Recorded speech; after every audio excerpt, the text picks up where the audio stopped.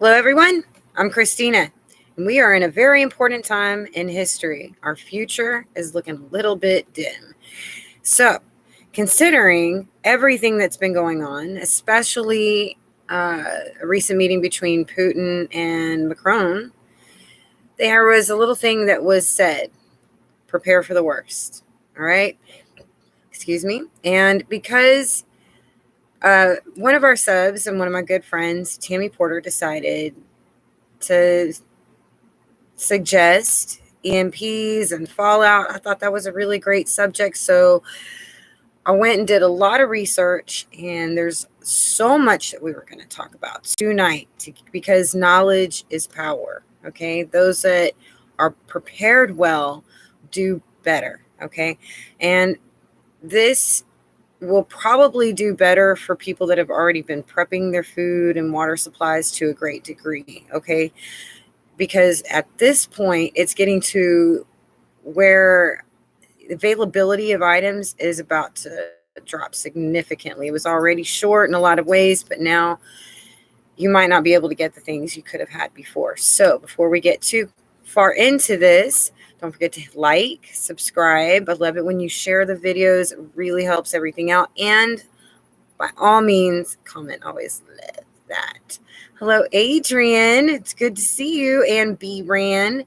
By the way, I wanted to thank you and Paul so much for helping me out. And just want to let you guys know that I love y'all so much, along with Sunshine.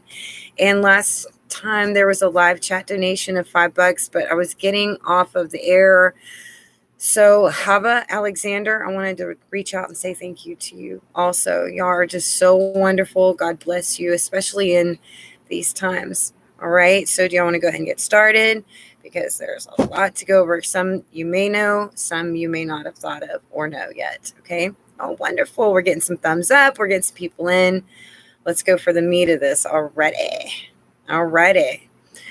Okay, so we're going to start educating on nuclear fallout and the like. One old tried and true method, it's duck and cover. According to Google, duck and cover is useful at conferring a degree of protection to personnel located outside the radius of the nuclear fireball, but still within sufficient range of the nuclear explosion that standing upright and uncovered is likely to cause serious injury or death. It's good to have your eyes and your ears covered. And like we do with hurricanes down here in the South, on the coast, is they would train us since we were little kids in first grade to line ourselves against the lockers, get on our knees with our heads against the lockers, cover our heads and put our heads down and touch our knees with basically our chin. Okay. But it is good to cover up your eyes and your ears. That does it. In case you do pass away, they can identify you with your dental records. That's a possibility. But it's really, duck and cover will not work for the immediate fireball. For those of us that end up in the fire, it's going to be like rapture. You're there and you're gone. You're really not going to have time to think or feel pain. It's going to be over. Okay, for those outside the blast radius, but not far enough to get away from the blast zone, duck and cover is going to be useful. Okay, they say behind concrete, steel, and if you can get in a cave, those things will work. All right. EMF caps were brought up before about, electromagnetic pulses. I did some research on that, and it basically protects from low-level non-ionizing EMF, meaning from phones and computers. So it would only be minimal help during an EMP, okay? EMP blasts. Expect your lights, your cars, airplanes to fall from the skies. They tend to hit houses, neighborhoods, okay? Your AC goes out, your electric heating, your electric stoves, your microwaves, but also it can spark fires, okay? Because the EMP, it can blow out transformers, and it can cause wires to spark, things to spark, and it only takes a spark, and there will be a lot of them, and the right conditions to start little fires everywhere. Okay. But in that event, you couldn't call the fire company because their truck's not going to work. Their phones aren't going to work either. So it's going to be a really bad situation. Just from an EMP, just from the very first stages, because that's what they're going to do too. They're probably going to use that Horizon radar jamming machine while they're pulsing us with EMPs 3 in a row. Okay. And we'll get these fires. Now, within a blast, when you get a blast, you're gonna the bright light, the mushroom cloud, that whole thing, you're gonna get shock waves. And that is a blast wave that can cause death, injury, and damage to structures several miles out from the blast. Radiation can damage cells of the body. Fire and heat can cause death, burn injuries, and damage to structures several miles, and it, can also start fires, not just, okay, and this is after the EMP. Okay, my cats. Let's take a look at the chat real quick. Awesome. Hello, Ann, Irish Guy, Sandy, Keith, Mark Rufner, Stephen Wilder. Water and ways to filter. That's right. Thank you, Adrian, so much. I love that. Thank you for sharing me out. That helps so much. Okay. Good. All right. Everybody's good. All right. Now, there's going to be 2 different types of detonations, whether it is an airburst or a land detonation. They have 2 different effects, okay? Greg Schoenberger, who's a former computer systems administrator, computer security officer at Lawrence Livermore National Laboratory, says this about airbursts. That is what is called, okay, it's an airburst. Almost all nuclear detonations are airbursts, differing by altitude. The near-surface burst is the one that creates the familiar mushroom cloud and large amounts of fallout. The ground under the burst is instantly flash-dried and pulverized, then sucked up into the cloud by the hot gases rising upwards in a gigantic smoke ring. The turbulence of those superheated gases gives the cloud a boiling effect. As the gases cool, vaporized parts of the weapon, along with radioactive isotopes created by the weapon's fission reactions and neutrons interactions with the ground, condense on the dust, creating the fallout particles destined to come down eventually downwind on the detonation. Okay, higher up you get a true airburst. Just a mushroom cap, no stem, much cleaner with comparatively little fallout. The damage by heat and prompt radiation is lessened a bit due to greater distance from the target. However, the blast, if triggered at the correct height, is magnified by the combination of direct shock wave and the one bouncing off the ground. This effect makes use of airburst detonations the preferred choice when attacking unreinforced targets. Then there's land detonation. According to Google, when a nuclear weapon is detonated on or near Earth's surface, the blast digs out a very large crater. Some of the material that used to be in the crater is deposited on the rim of the crater. The rest is carried up into the air and returns to Earth as radioactive fallout. From another source, Vice, YouTube channel called Vice, VICE. These guys older guys from around the World War II era, they were talking about what an explosion feels like. I think that's even the title of the video. What does something explosion feel like? Well, it was published on November 6, 2020. But they were saying that when this flash happens, when this explosion happens, that you can see your bones and your veins in your hands. Then the heat hits you. 30 seconds later, you feel the wind and it knocks you off your feet. You get bruises and broken limbs. Then you see the mushroom with thunder and lightning. People died from cancer. Some of them couldn't have children. Children that were born had deformative issues. They died early, the children, and they lost their teeth. Thank you so much. God bless you, Anne. Thank you so much. Guys, wonderful. So wonderful. Thank you. Thank you. All right. We're going to move to what happens if you survive a blast. Okay. Because there's going to be millions that they're going to be hitting these cities, right?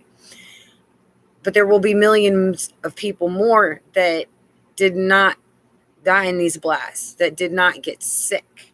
But everybody's going to be affected, okay? So if you survive a blast, depending on where you were in the blast, this is what you're going to be seeing.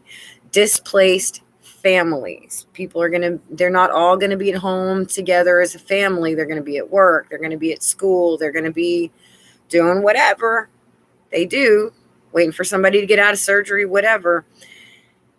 And the families, they're not going to be able to get back together in a lot of cases. So you'll have children and parents separated. There's going to be instant food scarcity. Okay. Shipping will be non-existent. And we're already starting to see that shipping. Okay. I already told y'all before, everything on my channel, I told y'all was going to happen. It has been happening. It is all of this. But anyway, yeah, the shipping I warned was coming to an end. And in this case, that would be a guarantee. There would be no more shipping, okay? Merchants would stand afar off, okay? And the plants across America should die. Maybe if they're in a greenhouse, that might help, okay? You'll expect medicine shortages, which will be terrible in a time when a lot of people will need medical assistance. There will be fuel shortages, which can be for cooking, and for what vehicles might still work. Good luck. You know, a lot of vehicles won't be working. Not planes, not a lot of things. Okay, you're going to have blackouts for electricity. It's just going to go out. During an explosion, be sure to know, yes, there's a reason you keep your ears closed. It's because you will have people coming around with busted eardrums from that kickback, that noise. You're going to see a lot of people with severe burns and flash burns. Okay. Get your burn creams and your aloe veras ready. All right. You're going to be seeing a lot of radiation poisoning in people. First sign is nausea and vomiting. A lot of times in these cases, the way they were explained, these people are not going to make it. You will see mutations of species. You'll see fallout, which is a snow-like radioactive ash, will fall from the sky for a few hours. It will kill the animals. Potassium iodine tablets, iodide. I think they're iodine, or they iodine. I'm sure y'all know what I'm talking about. Are recommended widely. It's not a 100% solution, but it will give you a better chance of survival. It comes in tablet and liquid doses. One dose per 24 hours. Taking more will not help you. Another thing that people don't know is apple juice.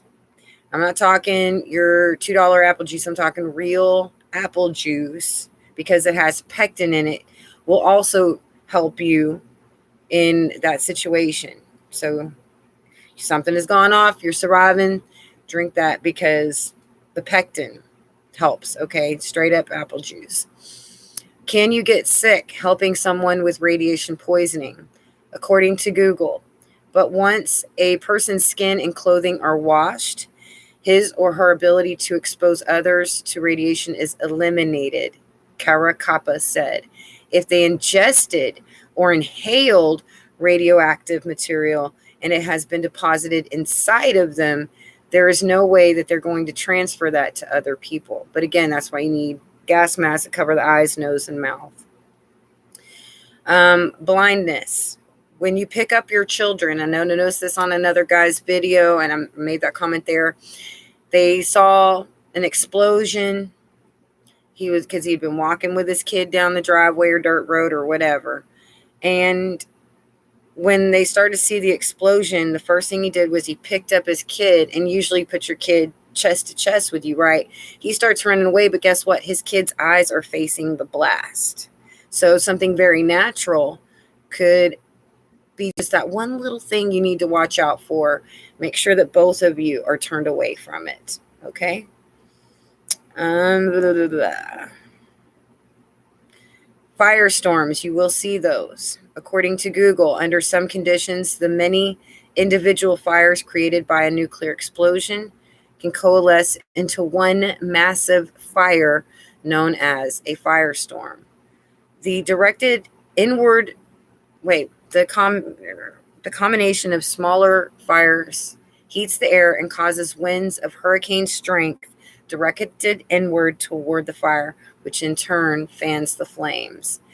You'll have to also be aware that whenever you have a detonation like that, you will also experience a depletion in the ozone layer, which means that you'll be even more susceptible to ultraviolet rays, radioactive particles coming from space, not just the detonation. So, staying indoors, having your windows blacked out, taped up is a must. Okay. There's so much more.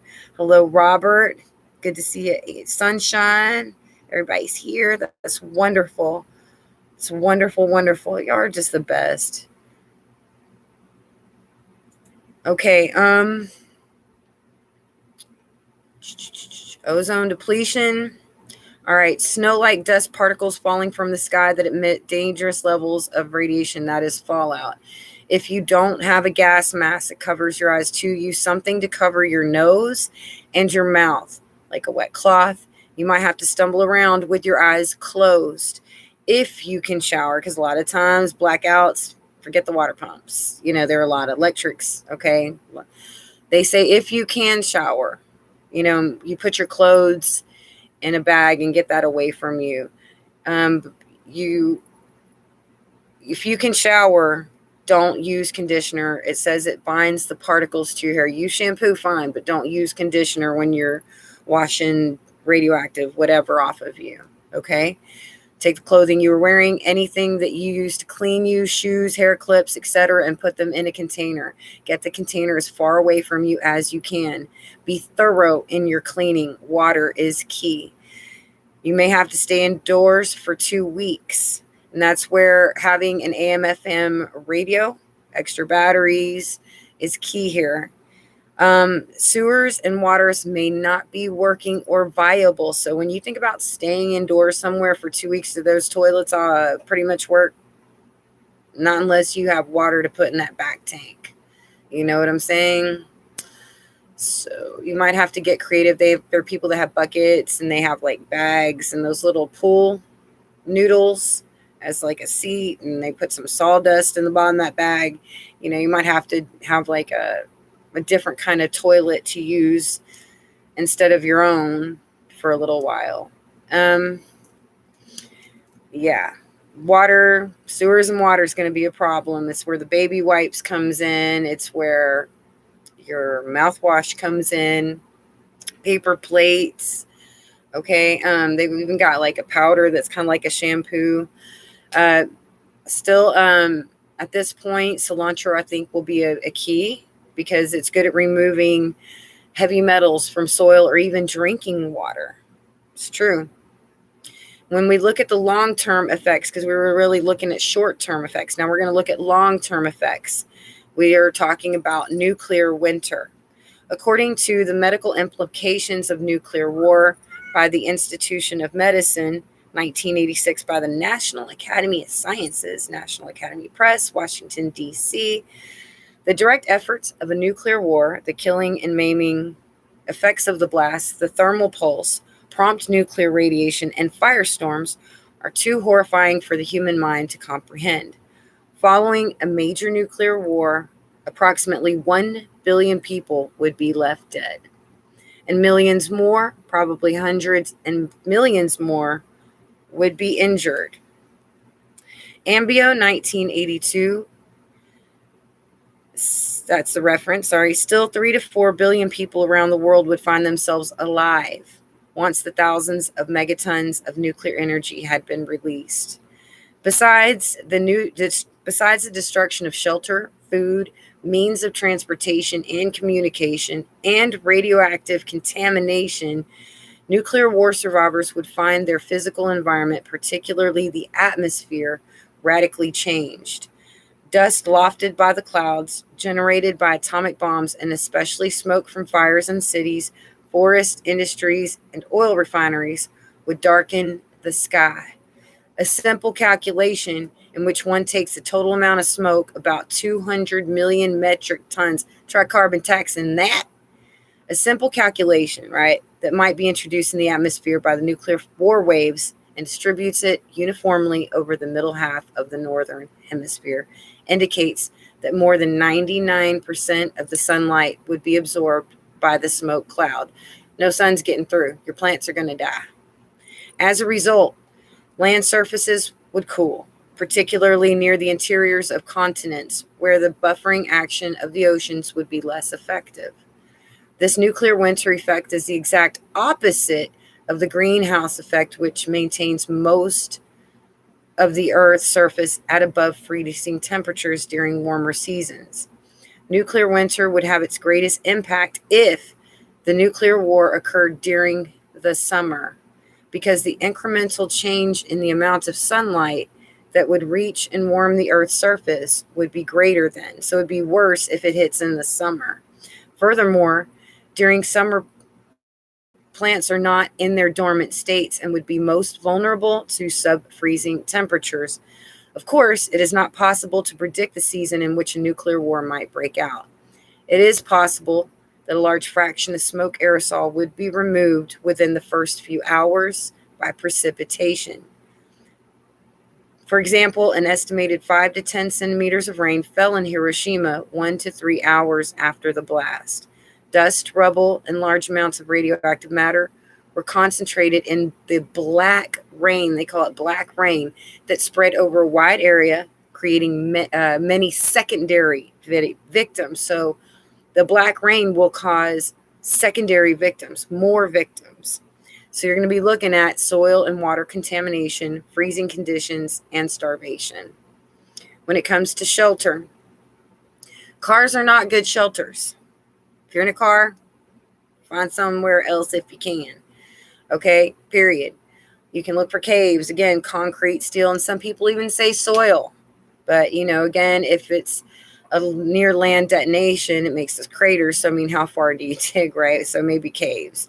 Best to stay in for a minimum of 2 days to 2 weeks. But again, that's where the AM/FM radio comes in. Be aware of which way the wind is blowing, because say it might hit San Antonio as an example, right?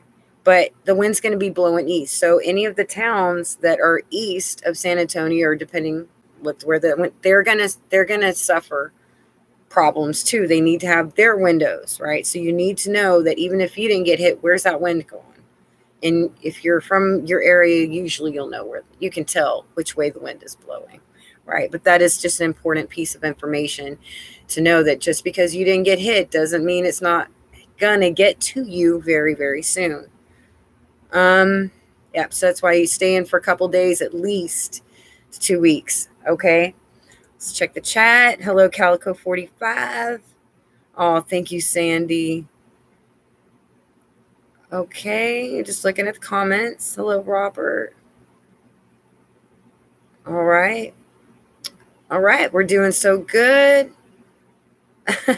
Kylie, I love off-grid too. I love them so much. Keep unopened bags of gardening soil or composted cow manure in basement or shed. You can make your own the fertilizer, that's for sure, and compost.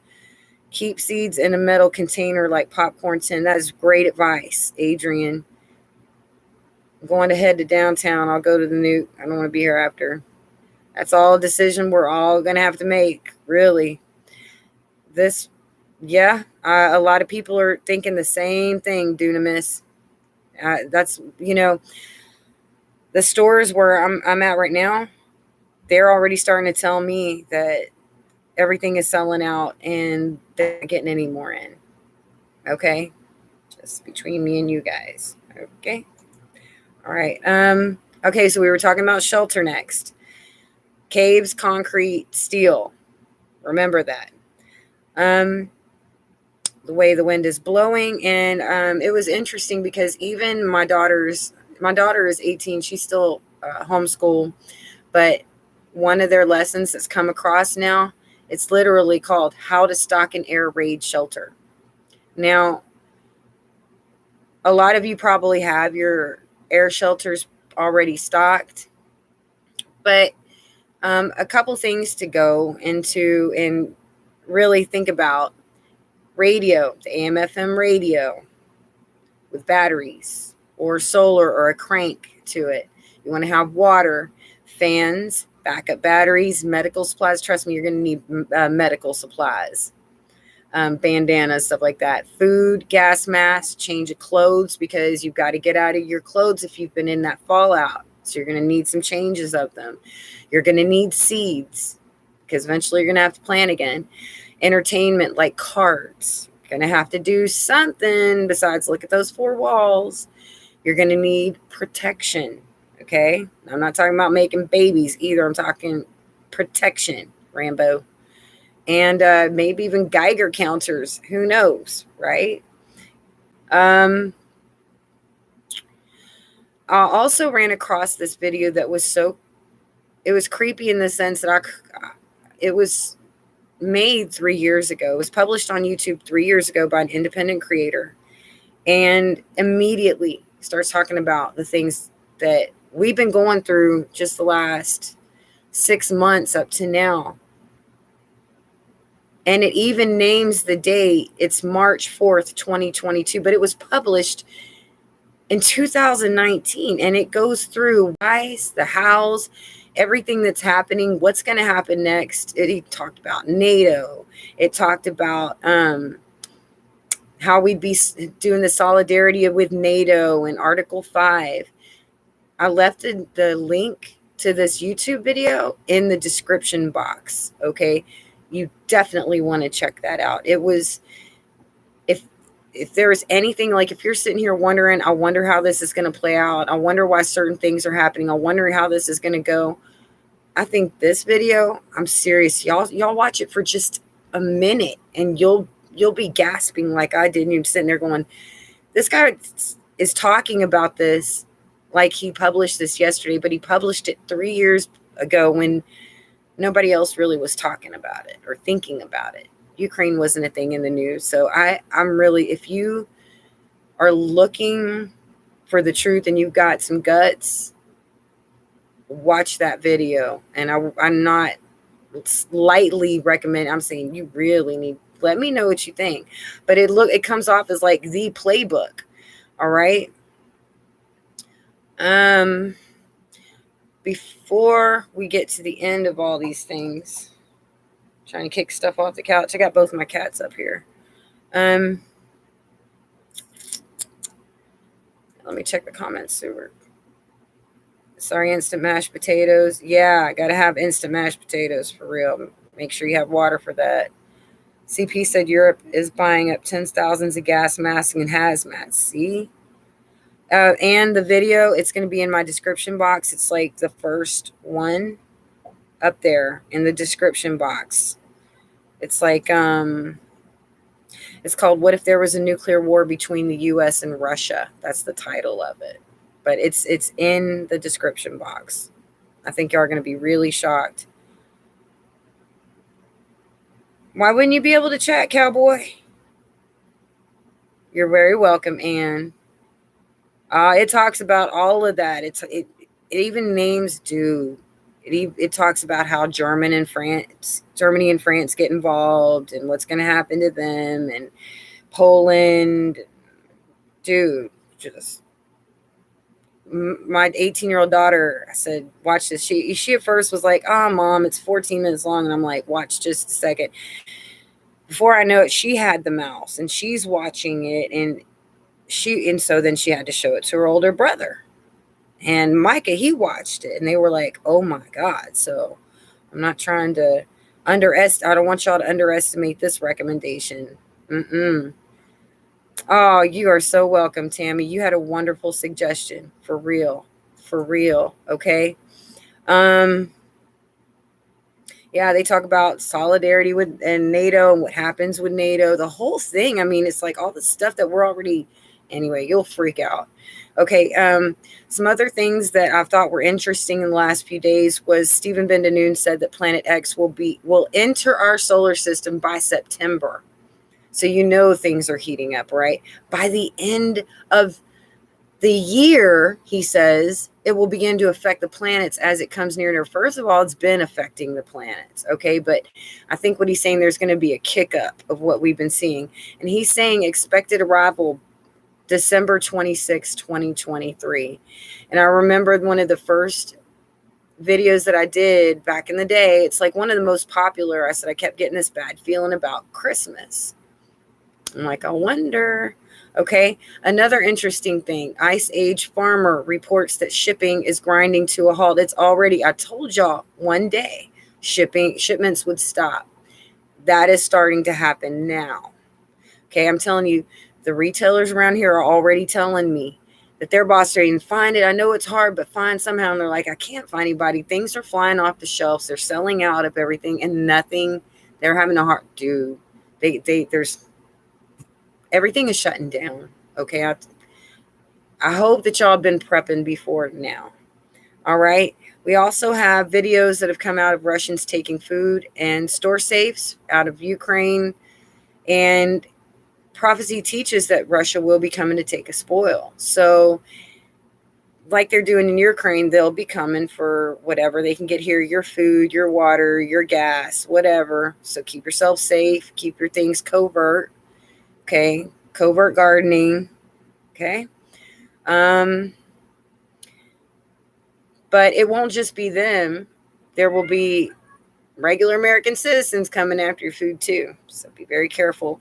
And just remember that God can feed us. Okay, He can have angels feed us with heaven's manna, and I believe during these days that's gonna start happening. All right, so trust and wait on God and believe. All right, and then there is something else. I always, when I talked about this invasion that would be coming up, right? Our Red Dawn always would talk about Israel, because Israel, the dividing, something about working on dividing it would be happening at the same time. And it is. And even Signs of the Last Days, he came out and said what people didn't realize was the same day this whole thing started with Ukraine, Russia was threatening Israel too. And we've been talking, a lot of people have been saying all this is a journey to Israel. That prophetic, this all Gog Magog last days, all of that. So we're here. We're here.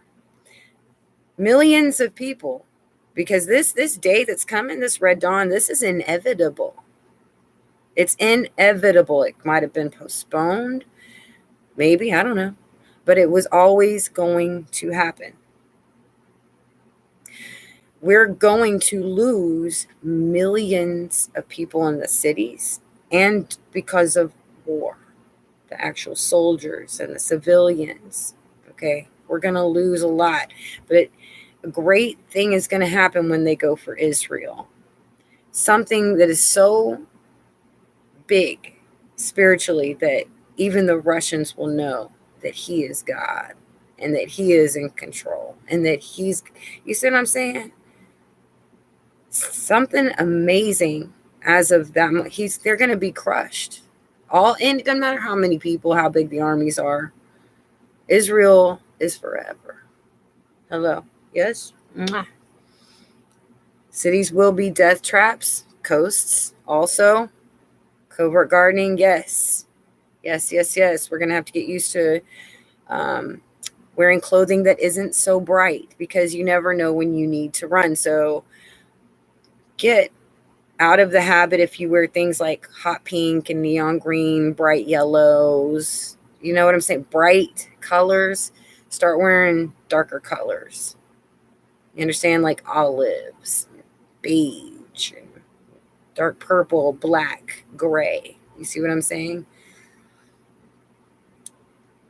Rex, I think you're right, but it is also complete and total prophecy, because there was that hook in the jaw line in the Bible and the prophecy too. Evil thought would come to the mind of the guy from Russia. It's all prophecy.